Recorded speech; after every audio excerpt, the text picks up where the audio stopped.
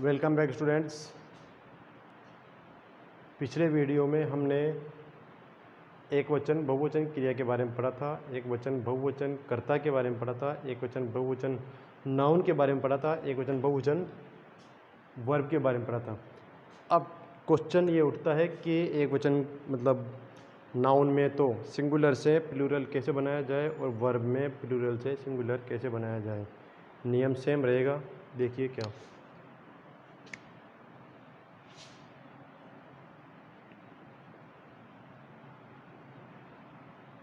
सीधा सा मैं लिख देता हूँ SEIS लगाने के नियम। ठीक,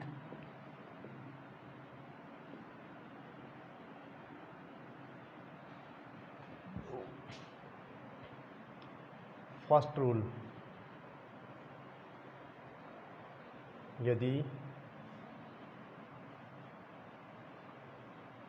वर्ड के लास्ट में O, X, CH, SH, S या Z, तीन नहीं भैया, Z ही, O, X, CH, SH, S और Z, डबल S और डबल Z भी आते हैं। मैं नहीं लिखा रहा, क्यों? डबल S में भी लास्ट में ऐसे ही आएगा, डबल Z में भी लास्ट में Z ही आएगा, सिंगल Z में भी Z ही आएगा, डबल S में भी ऐसे ही आएगा, सिंगल S में भी ऐसे ही आएगा। ठीक है, O, X, CH, SH, S या Z आते हैं तो किसका प्रयोग करेंगे? ES को ऐड किया जाएगा। अब मैं ये नहीं बताऊंगा कि एक वचन करने के लिए, बहुवचन करने के लिए, क्योंकि नाउन के रेफरेंस में होगा तो एक वचन से बहुवचन, वर्ब के रेफरेंस में होगा तो बहुवचन से एक वचन। तो मैं लिख रहा हूँ ES को ऐड किया जाएगा, जैसे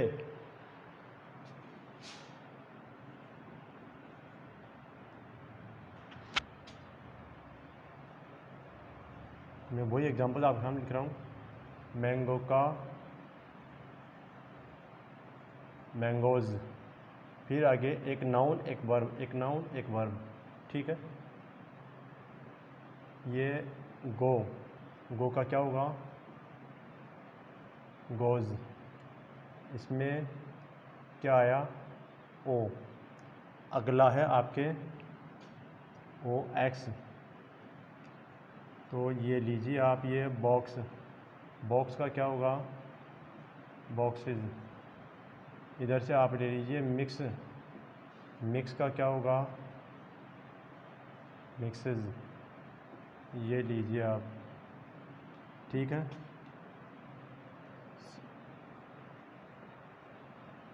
ये होता है आपके बेंच, बेंच का बेंचेस। टीच से टीचर्स, इस प्रकार से करके है। ठीक है, अगला, यदि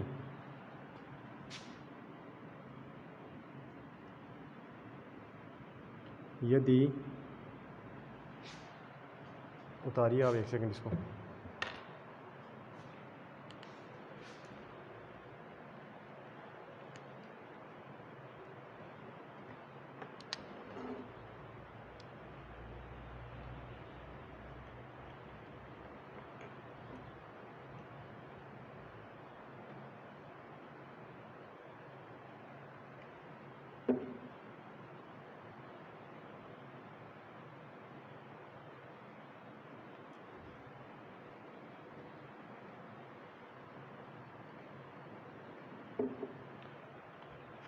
उतार रहे हैं आप लोग?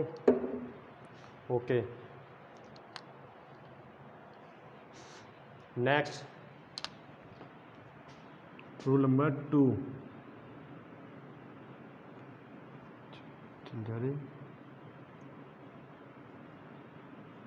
जीती पकड़ लिया भाई। नंबर 2, यदि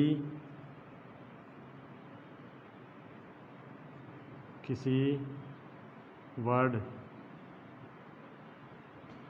के लास्ट में वाई आया हो या वाई आता हो, लेकिन उसके ठीक पहले, मतलब वाई से भी पहले, ठीक पहले कोई इंग्लिश वोवेल आया हो। कौन से होते हैं वोवेल? का मतलब क्या होता है पहले तो आप ही देख लीजिए। वोवेल का मतलब स्वर।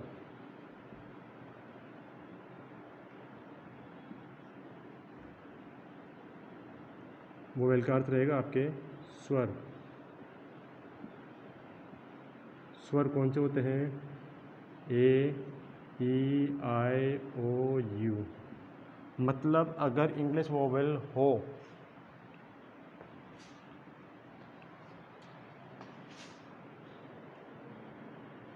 तो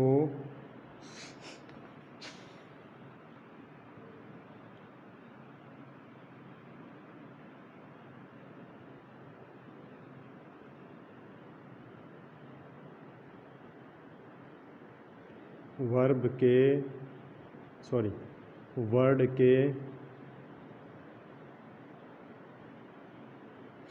लास्ट में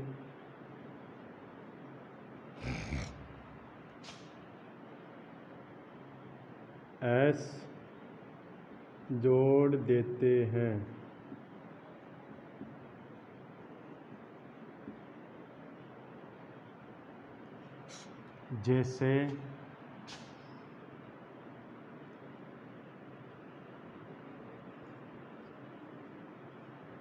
जैसे बॉय, क्या आया लास्ट में? वाई। वाई के ठीक पहले क्या आया? ओ। काय में चेंज होगा, केवल एस लगाएंगे, BOYS।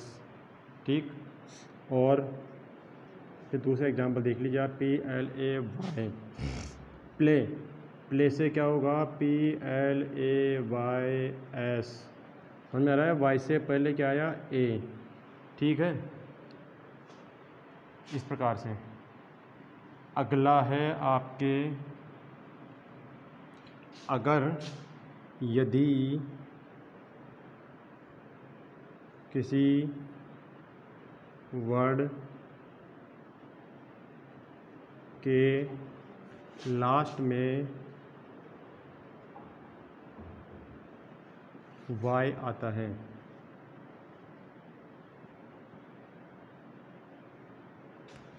लेकिन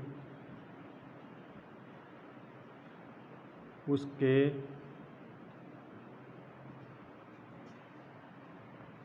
ठीक पहले कोई इंग्लिश कॉन्सोनेंट आता है। कॉन्सोनेंट का मतलब व्यंजन। व्यंजन खाने वाला नहीं समझना है, क ख ग घ ण वाले हिंदी के। और इंग्लिश में हो जाएगा AEIOU के अलावा शेष 21 वर्ण, 21 अक्षर, जैसे BCDFG ऐसे करके जेड तक, AEIOU इसमें शामिल नहीं किए जाएंगे। तो लास्ट में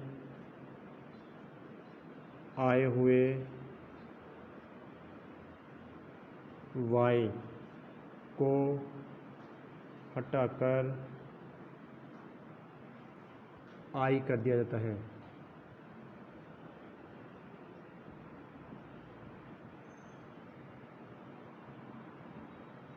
तथा उसके आगे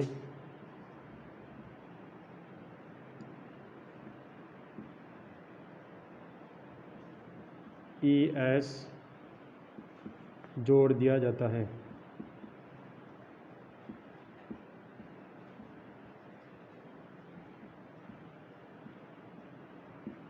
जैसे COUNTRY कंट्री, COUNTRIES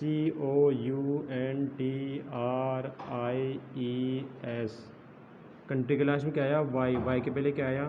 EEIOU के अलावा शेष रहा 21 में से कोई एक, मतलब R। तो क्या किया? वाई को हटा के I और जोड़ा क्या? ES। और आगे देखिए आप अगला एग्जाम्पल, जैसे ट्राई, ठीक है, या दूसरा वर्ड देखिए इम्प्लाई। इम्प्लाई का क्या हो जाएगा? इम्प्लाइज, ठीक है। और सप्लाई, क्राई, वॉटेवर, कुल मिला के ये वाई से पहले कॉन्सोनेंट होना चाहिए। उतारिए आप, अगला फिर करवाया जाएगा आपको।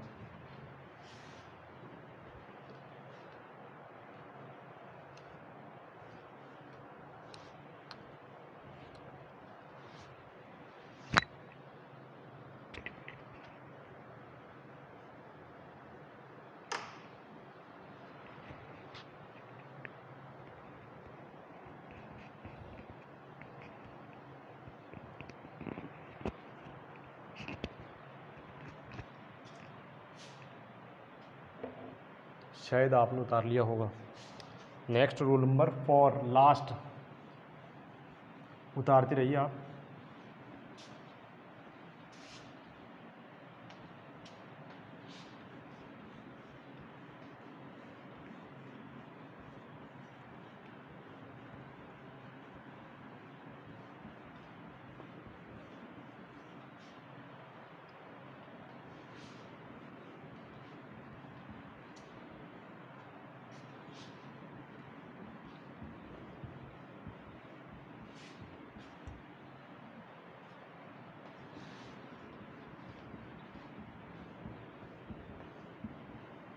ओके, नेक्स्ट रूल, सरकारी रूल। यदि इन सब के अलावा, इनके अलावा कोई अन्य परिस्थिति हो, कोई अन्य कंडीशन अप्लाई हो जाए, कोई अन्य कंडीशन अप्लाई हो, बशर्ते कि वह अपवाद न हो, बशर्ते कि वह अपवाद, मतलब नियम सेट कर, बशर्ते कि वह अपवाद मतलब एक्सेप्शन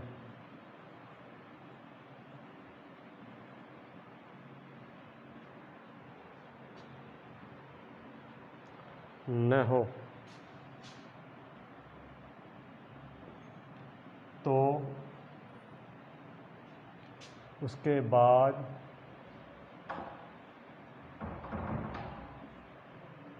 सिंपली एस ऐड कर दिया जाता है।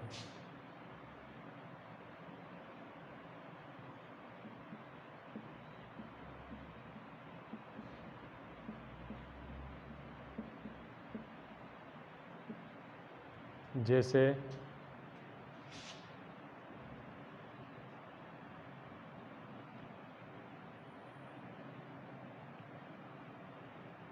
मैंने लिखवाया था आपको, टेबल, क्या हो जाएगा? टेबल्स। ये नहीं देखना है सर, यस लगा दिया ना भाई, ये तो पहले लिखा हुआ था। और यह आपका बैट हो जाएगा, बैट्स। और एप्पल का हो जाएगा, एप्पल्स, ठीक। आदि आदि। बाकी कुछ अपवाद हैं जिनकी मैं नहीं मानता कि आपको कोई विशेष आवश्यकता होगी, आपका कंपलसरी का पेपर है।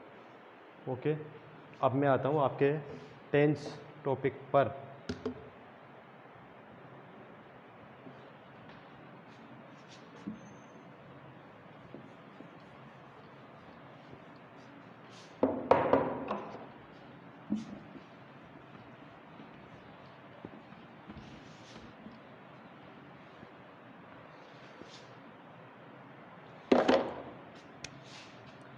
सबसे पहला आता है अपना प्रेजेंट।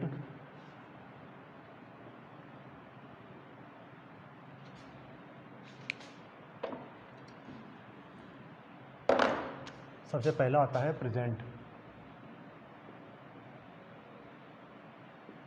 Indefinite tense.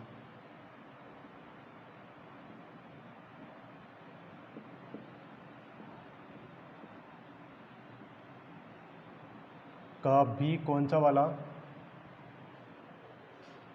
अफर्मेटिव।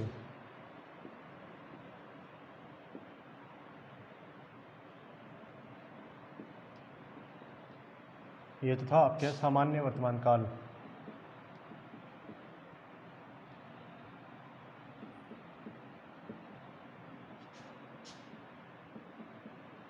सामान्य वर्तमान काल में पहला पोर्शन है ए फॉर अफर्मेटिव। अफर्मेटिव मतलब सकारात्मक।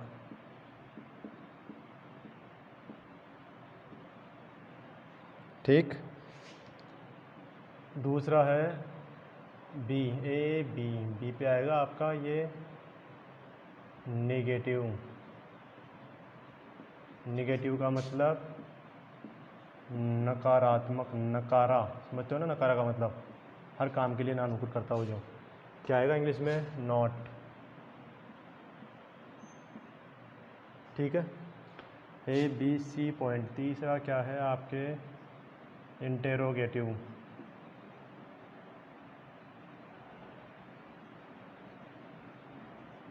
इंटेरोगेटिव में क्या होगा? ये प्रश्न पूछेगा आपसे। क्या बोलेंगे इसको? प्रश्नवाचक। प्रश्न आपके दो तरीके से पूछे जाते हैं, या तो हेल्पिंग वर्ब या WH वर्ड।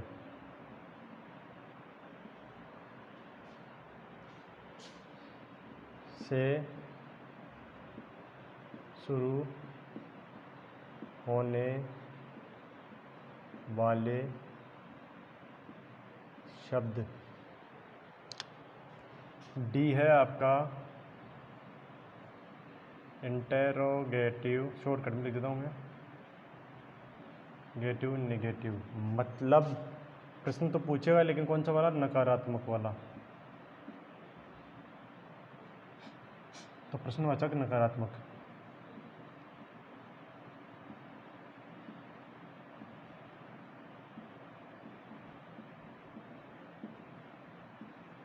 वाक्य।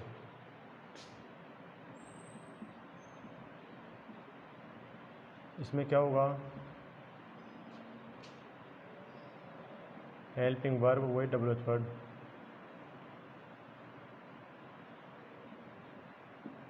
से शुरू प्लस नोट का भी इस्तेमाल होगा।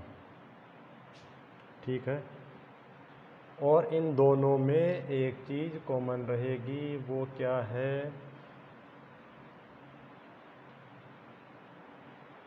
वो मैं इधर लिख देता हूँ आपके। ठीक है, इन दोनों में ही एक कॉमन रहेगी, वो क्या है?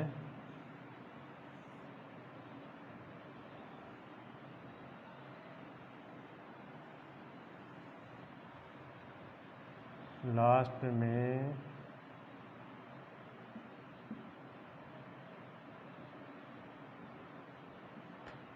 क्वेश्चन मार्क या प्रश्नवाचक चिन्ह का प्रयोग। ठीक,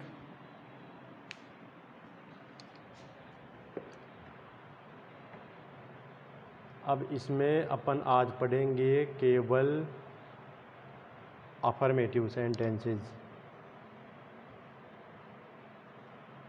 ठीक।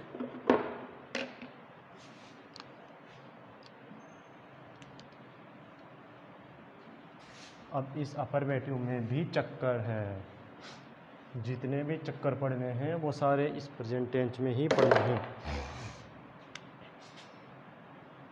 इसमें फिर एक चक्कर की नंबर 1, इसमें किसी भी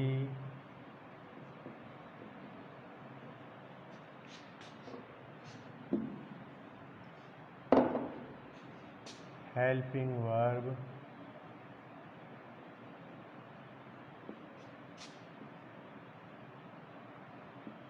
का यूज नहीं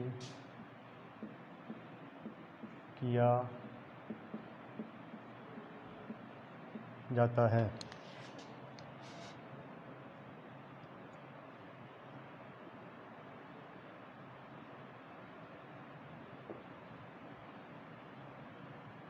सिंगुलर सब्जेक्ट के साथ क्या आएगी? सिंगुलर वर्ब और प्लूरल वर्ब,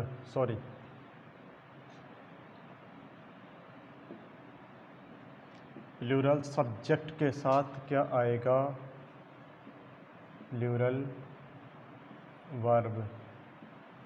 फिर चक्कर, अगर वर्ब सिंगुलर होती है, वर्ब सिंगुलर हो मतलब सिंगुलर सब्जेक्ट हो, सिंगुलर वर्ब हो। अगर वर्ब सिंगुलर हो तो किसका इस्तेमाल करेंगे? एस या ई एस का प्रयोग करेंगे। और एस या ई एस का प्रयोग में देखा जाएगा कि किस प्रकार से करना है। फिर इसके अलावा इसकी होती है एक, ये तो बात है आपकी जब ट्रांसलेशन के काम में आने वाली है आपके। और अगला मैं बता रहा हूँ आपको कि एडवर्ब ऑफ टाइम की, अगर आपसे पूछ लिया जाता है कि फला सेंटेंस में खालिस्तान भरिए, fill in the blanks with correct form of the verbs, तो फिर आपको एडवर्ब ऑफ टाइम मतलब समय सूचक क्रिया विशेषण मतलब टेंस को हिंट देने वाले कुछ विशेष शब्दों का प्रयोग। एडवर्ब ऑफ टाइम मतलब समय सूचक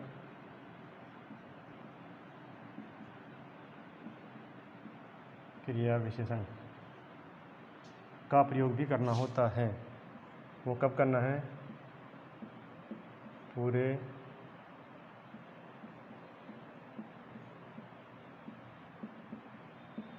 इसका प्रयोग पूरे डेफिनिट में किया जा सकता है।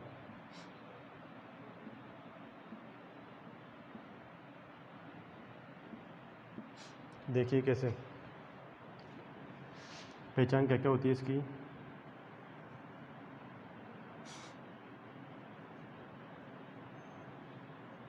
डेली, ठीक है, सेल्डम, चलो, daily, always, never, seldom, rarely, scarcely, usually, ठीक है, फ्रीक्वेंटली,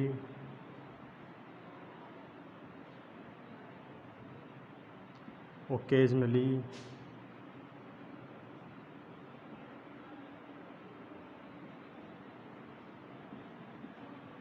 रेगुलरली, चलो छोड़ो, जनरली,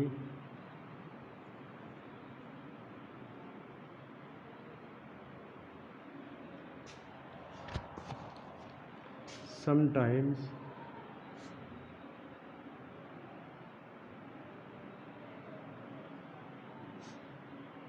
का यूज किया हुआ होता है, या एवरी प्लस टाइम, या सेकंड, या मिनट, या आवर, या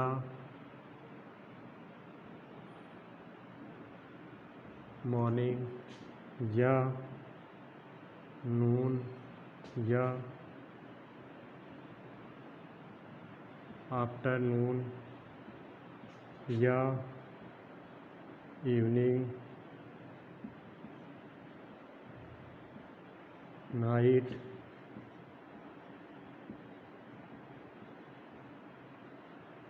मिडनाइट, या डे, वीक,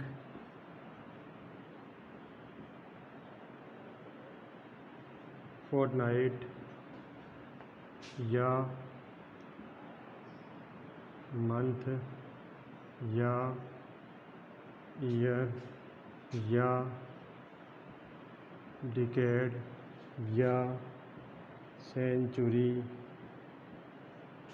या आपकी आ सकता है ये क्लास, ठीक है, या पीरियड, अगर आपके स्कूल के रेफरेंस में लेना हो तो पिछला पीरियड, अगला पीरियड, जो भी है। अगर इनका यूज होता है जैसे कि I every minute make you understand the topic, I daily go to school, तो डेली आ गया सेंटेंस में, मतलब कौन सा टेंस हो गया, प्रेजेंट इंडेफिनिट। एक पहचान और होती है इसकी, क्या, अगर कोई सेंटेंस में यदि किसी सेंटेंस में किसी भी एओटी का मतलब एडवर्ब ऑफ टाइम, ठीक है, एडवर्ब ऑफ टाइम, किसी भी एओटी का यूज नहीं किया गया हो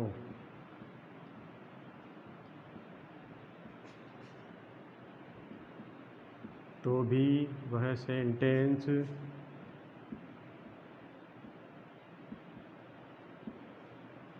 प्रेजेंट इंडेफिनिट का ही माना जाएगा।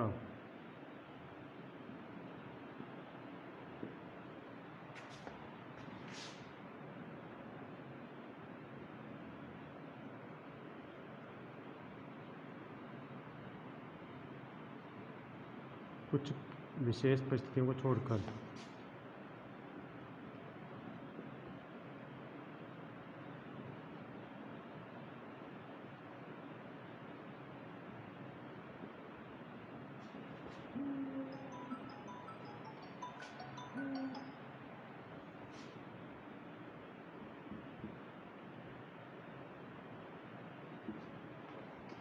जैसे आई प्ले क्रिकेट, इसमें भरा जाएगा आपके ओनली प्ले। वो कैसे, चर्चा कल करेंगे इसकी। एक आ गया तुलसीदास राइट रामायण, इसमें किसी भी एडवर्ब ऑफ टाइम का यूज किया हुआ नहीं है, लेकिन आएगा क्या, सेकंड फॉर्म। इसके बारे में चर्चा कल करेंगे। आज की क्लास यही समाप्त। Thank you.